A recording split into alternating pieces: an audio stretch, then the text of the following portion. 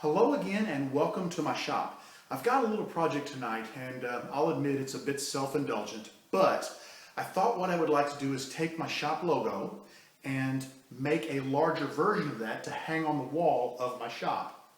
Here is my logo.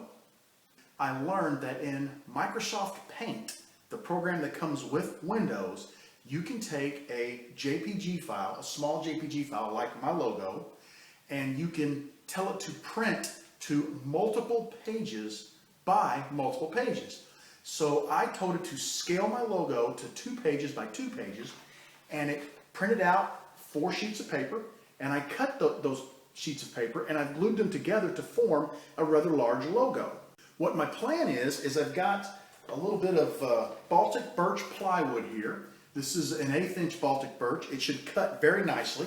I'm going to apply the logo to that, cut it out, I'll stain it and finish it, and then I've got a large piece of MDF. And since my logo is square, I'm going to cut the MDF in a square, just slightly larger than the oval.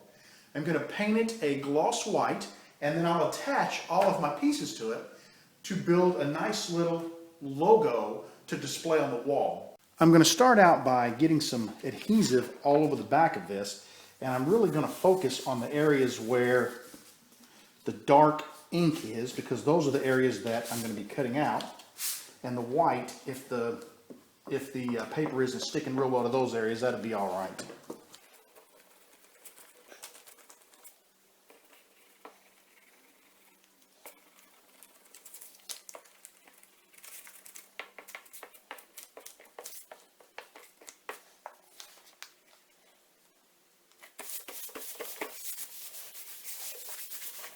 I'm going to go ahead and cover the entire logo with some packing tape. I only applied 1 coat of packing tape. Many times I will apply 2 for thicker pieces of wood, but since this wood is an 1/8 inch thick, I'm not going to have any trouble cutting through it with my saw, so 1 should be fairly sufficient to lubricate the blade.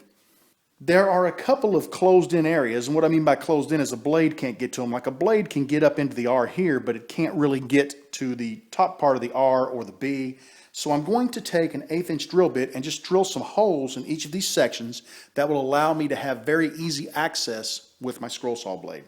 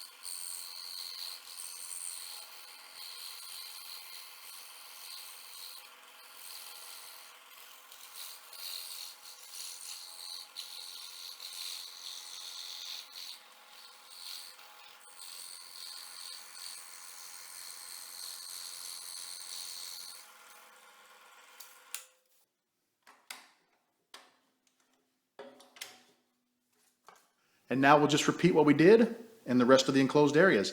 I do want to say one thing, and that is when you're cutting very thin material like this, you've got to really go slow and take your time, because the scroll saw can get away from you, and next thing you know, you've really screwed up part of your design. So take your time, cut slowly. If you have to move around from one side to the other to finish a cut, I like to shut the saw off so that I don't take a chance of nicking something, because it doesn't take much to screw up thin material. I've got all of the enclosed areas cut out and removed.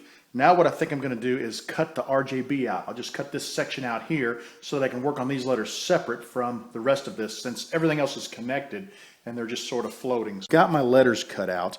Now I'm ready to cut the main body of the logo. I think I'm going to start by cutting out the wood turner first and then work my way down to the leaves. That way I've got all of this excess wood here to give me some stability to cut against. My logo is really coming together. I've been slowly, very slowly cutting the pattern out. I like how it's looking. Trying to be real careful because the only thing that holds this entire word wood turner on is the R. So I've got to be super careful with that. Down here where the branch is, I'm going to be real careful, or the leaf, I'm going to be real careful to leave that attached and cut this out as a separate piece to kind of give some stability to the circle. I'm really happy with how this is progressing. I mean, I'm cutting it out relatively quickly. Things are going relatively smooth. I've got the entire top arch cut out. Everything on the top of the wood turner is cut out. I've got a few little areas to finish up along the bottom as I cut this out. And then I'll get a hole cut in or drilled in the bottom so that I can cut this segment out. So not much longer I'll have this finished. I finished cutting out the logo. All that's left to do is to remove the template and maybe some light sanding to clean up any rough areas that I might find, and then I'll be ready to apply some stain and give it some color. So let's get this template off of here.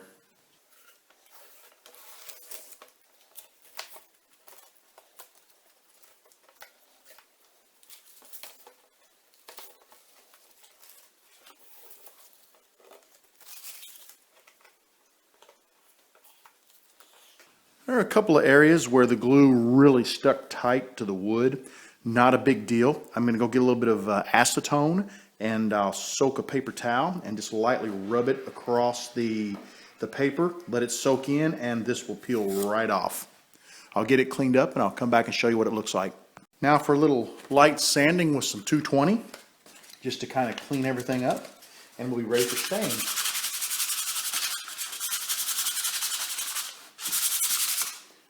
I did a pretty decent job cutting it out. I don't see a lot of issues.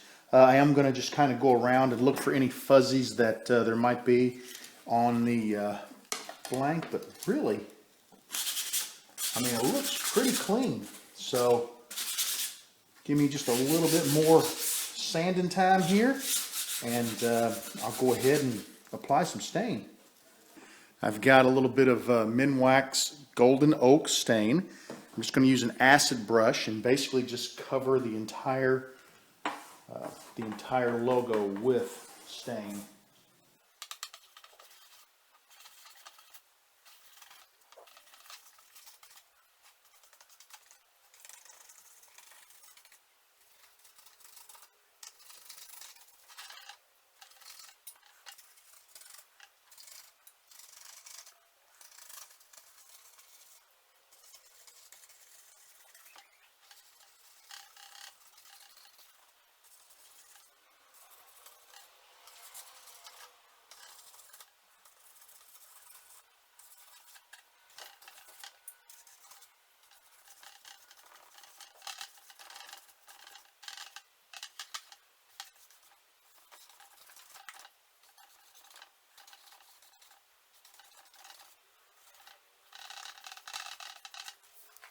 I plan to let this set for 15-20 minutes or so, let the stain really soak in.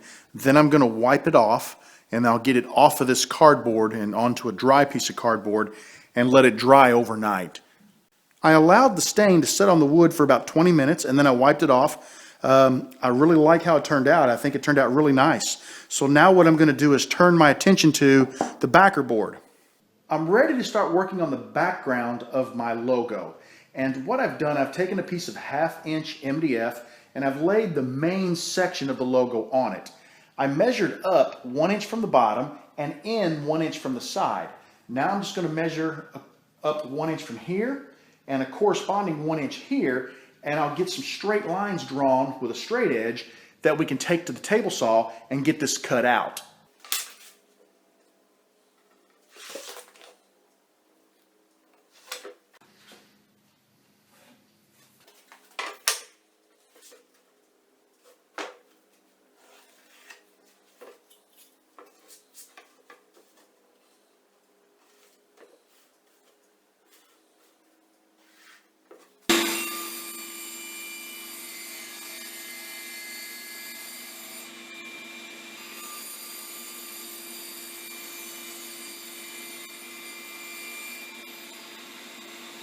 I picked up some gloss white paint at the hardware store, and I'm just going to go ahead and apply a couple of coats to the background.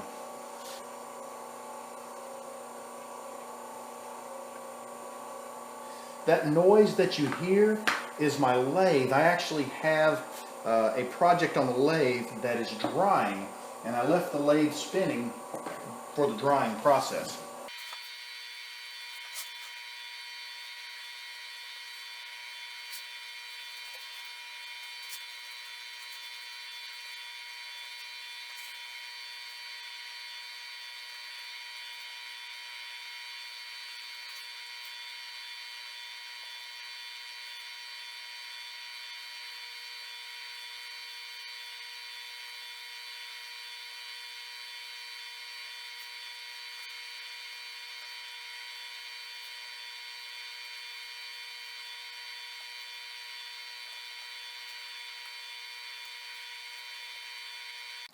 I've applied 3 coats of white paint to my sign back, and between each coat I sanded lightly with 220 grit sandpaper. And the main idea behind that was to take down any rough spots and to really just sort of scuff it up so the next layer would stick really well to the board. The reason why I ended up going with 3 layers of paint, now the top looked pretty good after 2, but was really because of the sides. This MDF just tends to drink the paint, so if you've ever painted MDF, you understand exactly what I'm talking about. The logo and lettering for my sign has been drying for several days, so I'm confident it's ready for a top coat.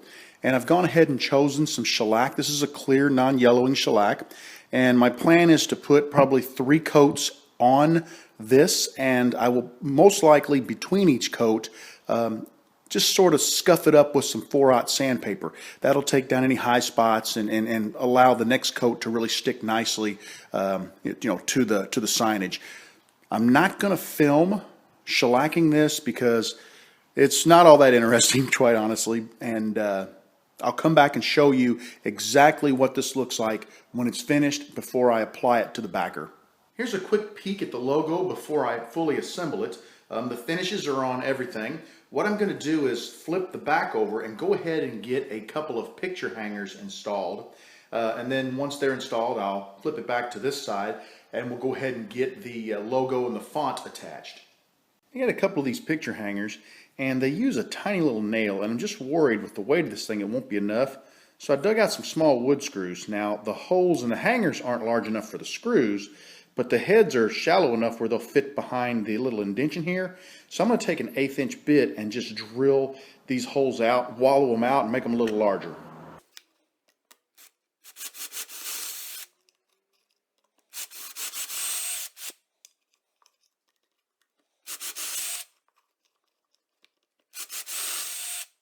I need to make a straight line across the back of this backer board so that I can line up my picture hangers. And I've decided to come down about 1 inch. So we'll come over here and we'll put us a mark at 1 inch.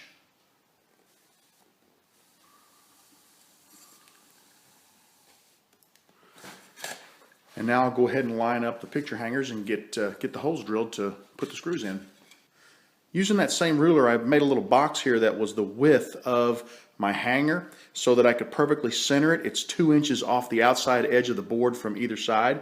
I've gone ahead and placed my hangers and drawn some little circles where the holes are. Now I'm just going to use a punch and get a dimple in each of these, and we'll drill them out and get the hangers installed.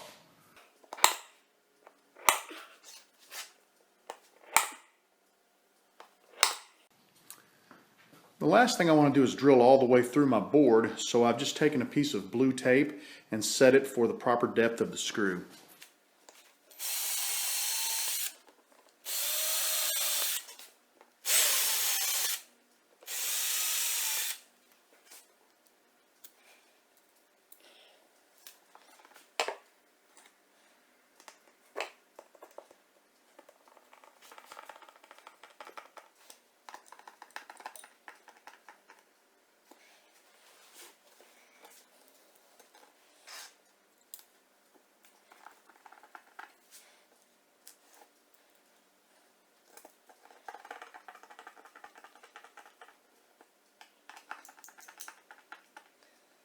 I'm getting ready for my glue up, and I think what I'm going to do is I'm going to do this in two parts. I think I'm going to go ahead and put the basic logo on, get some weight on it, and let it dry.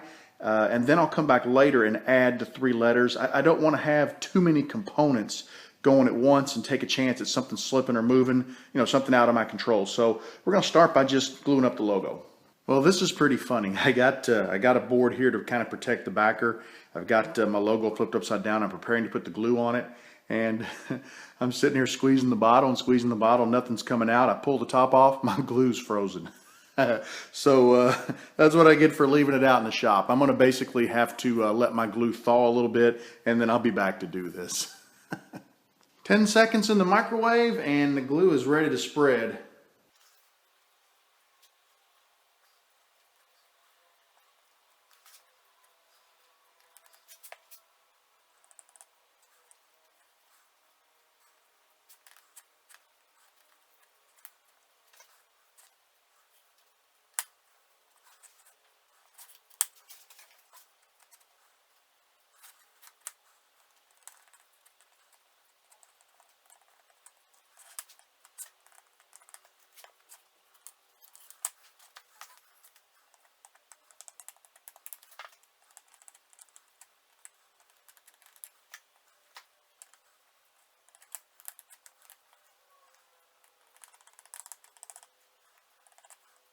Got the glue spread. Now, let's get this out of the way. One thing I want to point out is I've got a little bit of a slant in my logo in the word WoodTurner. So as I apply this, I'm going to try to center it up as best as I can. Okay. It's got a little bit of a slant there. I think that looks pretty darn good. I like that. Let me go ahead and get some weight on this so that we can let it dry.